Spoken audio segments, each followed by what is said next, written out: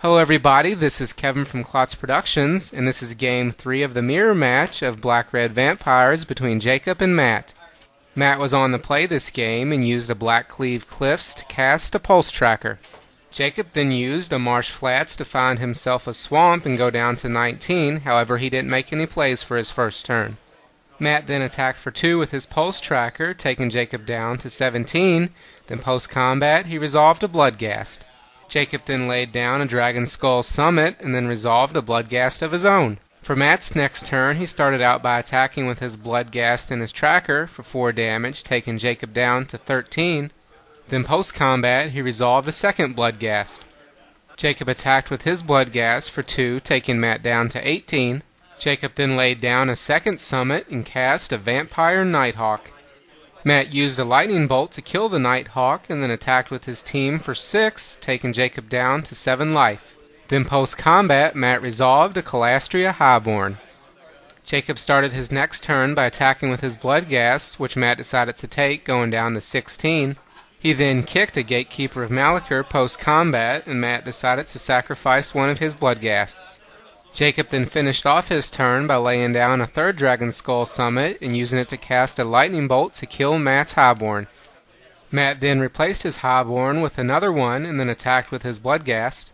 Jacob decided to trade his Gatekeeper for the Bloodghast, and then when the Bloodghast went to the graveyard, Matt used the Highborn's ability to take 2 life from Jacob, taking him down to 5 and taking Matt back up to 18.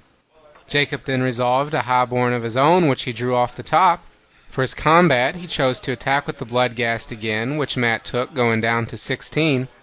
Then post-combat, Jacob resolved a Pulse Tracker.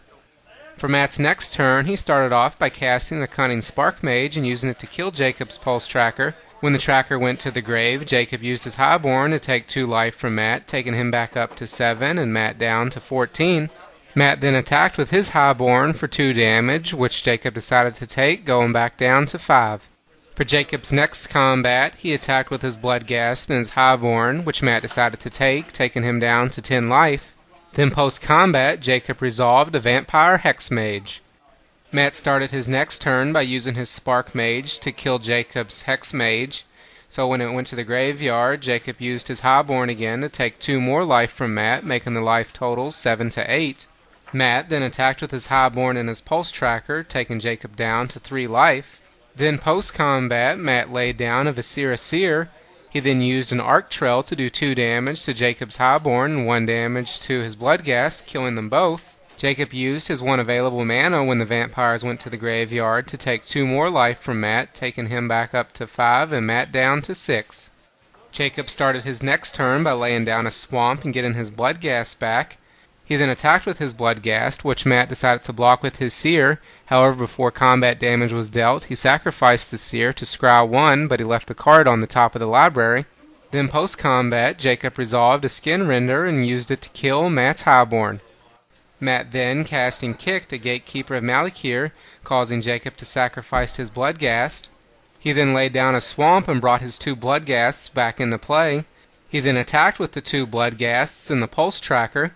Jacob blocked 1 of the Bloodghasts with his Skinrender and then took the other 4 damage, going down to 1 life. Then post-combat, Matt finished Jacob off with his Spark Mage, giving him the game and the match. When you drop the Seer, you could just blast me out.